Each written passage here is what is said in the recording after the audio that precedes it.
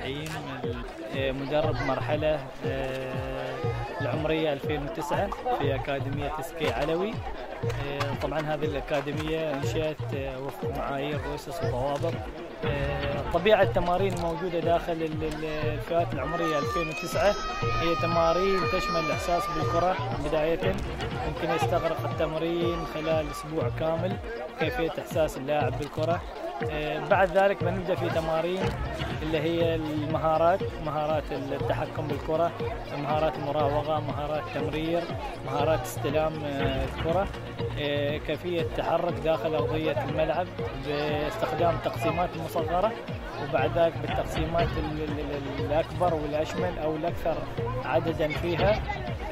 طبعا نحن المدربين الموجودين داخل الأكاديمية أغلب المدربين مدربين تربويين حاصلين على شهادات من الاتحاد الآسيوي. أكثر التمارين موجودة معنا هي تمارين تنشئية، نقدر فيها نوصل اللاعب لمرحلة يقدر يحس فيها كرة القدم، يقدر يشعر بالملعب اللي حوالينا عن طريق رسم ملاعب مصغرة أو ملاعب أكبر حجما من الملاعب اللي بيبدأ فيها اللاعب. نفس الشيء نحاول نوصل اللاعب لمرحلة أنه يكون قادر أو مهيئ أنه يستمر بعد الخروج من هذه الأكاديمية للمراحل السنية في الأندية، وبعد ذلك التحق بالفرق المتقدمة مثل الأولمبي أو الفريق الأول داخل النادي. هذا باختصار العمل اللي بيكون معنا داخل الأكاديمية، بالإضافة إلى بعض الجوانب الأخرى المتعلقة بالجانب الديني والجانب الانضباطي والجانب السلوكي والجانب التثقيفي بالنسبة للاعبين هذول البراعم. بأن الأكاديمية هذه تهدف إلى كثير من الأشياء، ومن ضمنها التكوين وتعليم أساسيات كرة القدم. والحمد لله رب العالمين هذه الأكاديمية أول أكاديمية في السويق، والحمد لله يعني بادية حاليا بادية بنجاح الحمد لله رب العالمين.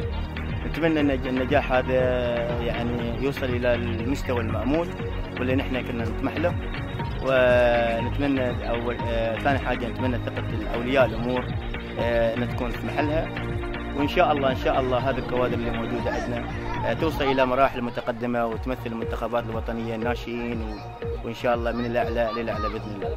طبعا هذه الأكاديمية طبعا لها داعمين كثار مثل بوكاري سويت وشركة مسقط العامرة، والحمد لله رب العالمين هاي ثقتهم كبيرة يعني في الأكاديمية، وإن شاء الله تكون هاي الثقة في محلها بإذن الله.